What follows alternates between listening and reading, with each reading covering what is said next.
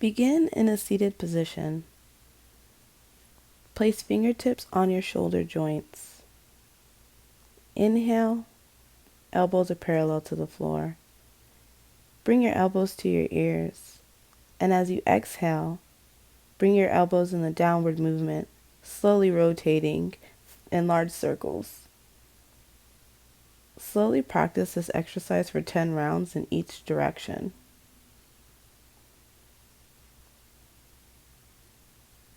You may notice popping or snapping sensations or sounds while practicing this asana. It is a sign of limited circulation in the joint, and it's not uncommon. It is safe to continue to practice unless you experience pain or extreme discomfort.